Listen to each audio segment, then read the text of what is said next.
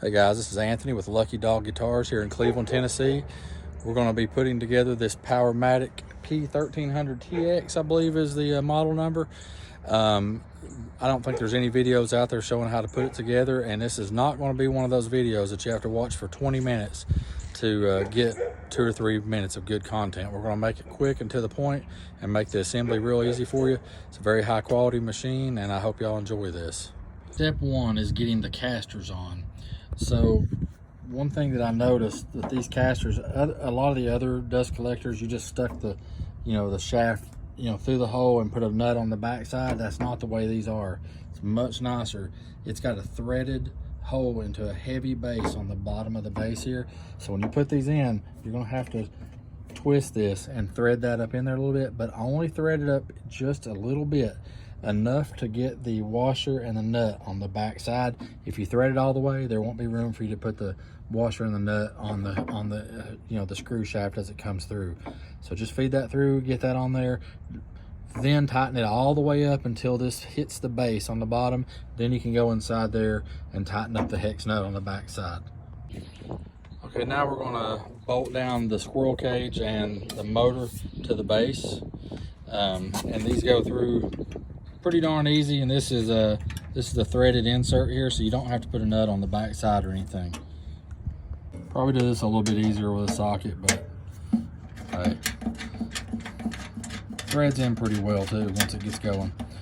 Make note that the squirrel cage motor assembly is actually held on with screws all the way around the side, so it's going to be a really secure fit and hold here. Another thing to note, I want you to look how heavy this impeller is. I mean, this thing probably weighs 5-6 pounds, super thick, really nice. So the next step is putting on the impeller guard. So we'll just sit this up here. It also has got a gasket around it, which is nice because it's going to keep the suction real tight. The only thing that you put this on with, no washers or anything, this is the screw that you use to go all around this faceplate. So we'll get that on now. Another note, don't over tighten this first screw, because it could cause you trouble in getting some of the other screw holes to line up. So just get it in there just to line it up, and then put your other screws in before you snug them up and make your life easier. Another note, there are 2 types of screws that look very similar. You're going to use the bigger of these screws for this faceplate. So now the plate is on. This is the hose adapter. Now one note, I know it has screw holes in here, but you don't really put screws in it. It press fits real good and tight. So that way, if you were to have anything stopping it up, you can easily pull it off, get it cleared, and it makes it real easy like that. After the faceplate's on, the next thing you're going to move to is putting the gasket on the top of the neck. And there are 2 gaskets in the box. You're going to use the bigger of the 2 gaskets on this section. And then this is going to go on top of here. Make sure the neck is curving to the inside of the base like this. And you want to put one of the bolts in with a flat washer. On the bottom side, you're also going to put a hex nut and a flat washer. So make sure you get a flat washer on the bottom side as well and tighten that up. Okay, so the neck attachment is now on, and we'll move to the next step. So now you're going to use the smaller of the 2 gaskets, which is going to seal in the top of the neck to this housing. Now this is the only hitch that I've ran into so far. It seems this gasket has shrunk a little bit and not laying flat. It's going to be real important that you get this thing laying flat so it seals up.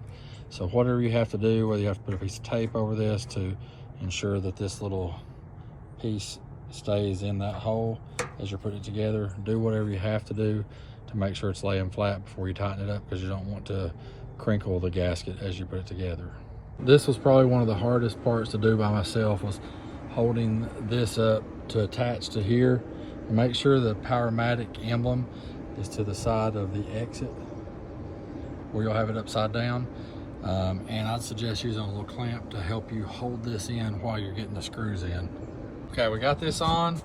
Now one note, if you're one of the guys that had the gasket that was shrunk up and you had to tape it on, You're gonna wanna reach up in here and rip those pieces of tape off, because if you don't, they're gonna start coming loose and just flopping in the wind, and it may cut down on your efficiency a little bit. So make sure you cut those pieces of tape off where you held that gasket in. I just noticed I was worried about is these little nipples here that are the set nipples for the gasket.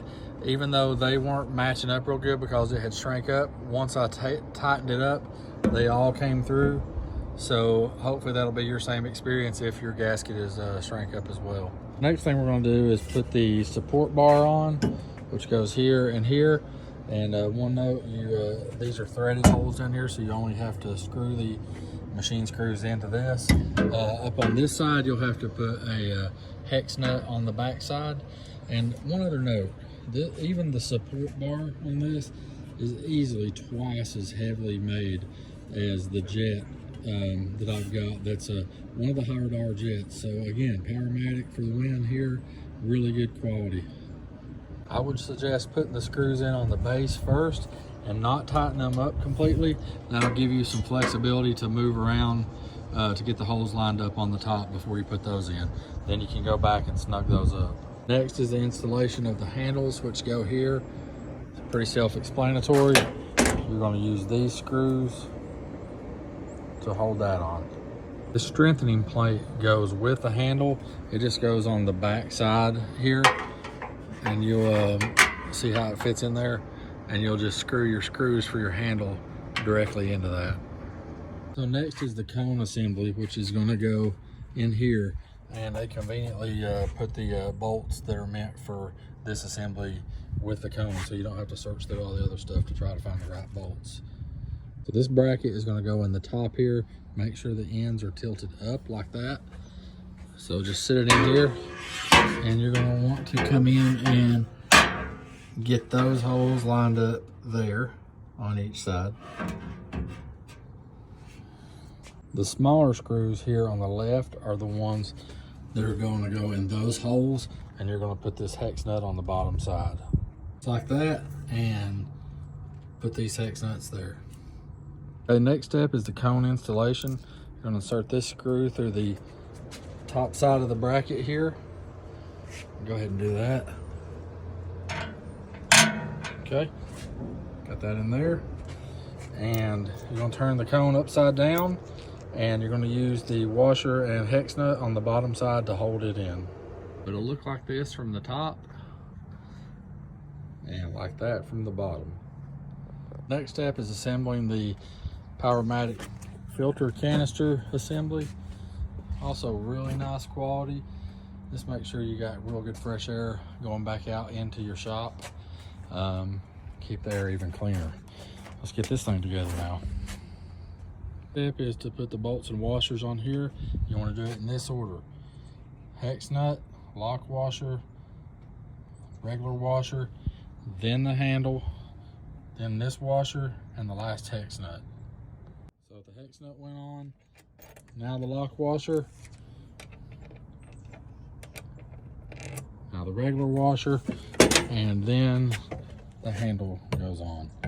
On top of that, washer and hex nut. That's all there is to it. Those of you that haven't had one of these, once this is tightened up, when you spin this, there's a flapper on the inside that kind of flaps all the cones of the air filter and knocks all the dust off of them, so it keeps that filter getting clean on the inside as you rotate it. The canister is placed on the top. You're going to use these thumb set wheels to go in here to hold this on. Now these are plastic on the end. They feel like they're pretty well made, but do not over tighten these or you will probably be replacing them. So, like I said though, they seem to be pretty good. If I was Powermatic, I would probably charge a few extra dollars and made these metal, but everything else on this thing has been really, really top notch. I'm sure they did some testing on this to make sure this is okay, and probably will have no problems. One thing I did miss was putting the switch box on, and the switch box mounts here on the side using these two screws. So not a big deal. Take these screws out and just mount the switch box up there. And so if you're putting it together, make sure you don't miss that one step. The power box is installed. You see it's a pretty big machine. It's got a remote control, very handy. Let's try it out for the first time.